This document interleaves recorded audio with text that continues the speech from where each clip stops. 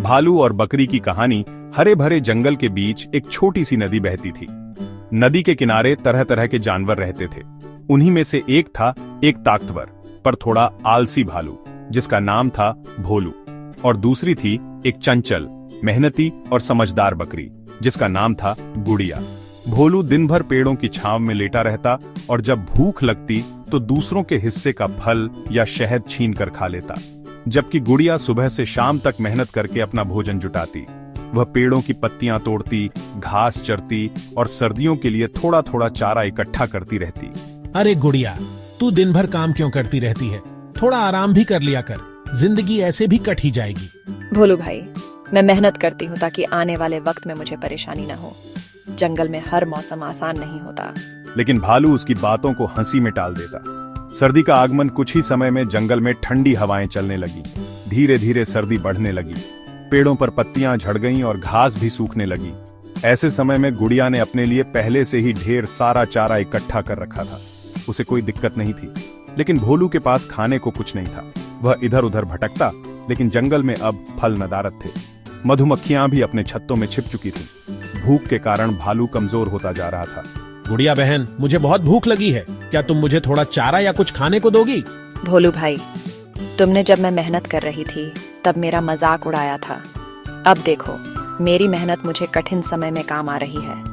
फिर भी तुम मेरे दोस्त हो, इसलिए मैं तुम्हें भूखा नहीं मरने दूंगी। लेकिन तुम्हें वादा करना होगा कि आगे से मेहनत से भागोगे नहीं। भालू को अपनी गलती का एहसास हुआ। उसने शर्म से सिर झुका लिया और बोला, हाँ गुड़िया, अब मैं समझ गया हूँ कि मेहनत करने वाला ही सुखी रहता है। मैं वादा करता हूँ कि आगे से मेहनत करूंगा और दूसरों पर निर्भर नहीं रहूंगा। गुड़िया ने उसे कुछ चारा दिया और फल भी बांटे। भोलू ने भूख मिटाई और सचमुच अपने वादे पर कायम रहा। जब गर्मी का मौसम आया तो वह भी दिन भर मेहनत करके शहद इकट्ठा करने लगा, फल तोड़कर सुखाने लगा और अपना भोजन सुरक्षित रखने लगा। अब जंगल के बाकी जानवर भी भालू को देखकर हैरान थे, क्योंकि वही भालू जो आलस और मजाक के लिए मशहूर था अब मेहनती बन चुका था। गुड़िया ने उसे समझाया था कि मेहनत से ही इंसान या जानवर मुश्किल वक्त में टिक सकता है।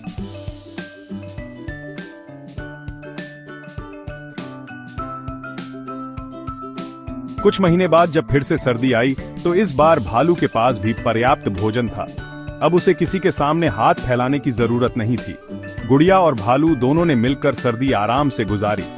इस तरह जंगल के सभी जानवरों को भी एक सीख मिली, मेहनत से ही सुख मिलता है और आलसी हमेशा संकट में पड़ता है।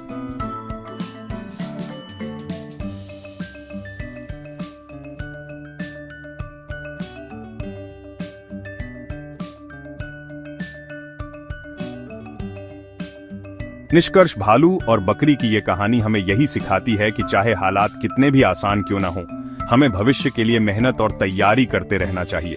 आलस हमें उस समय धोखा देता है जब हमें सबसे ज्यादा सहारे की जरूरत होती है।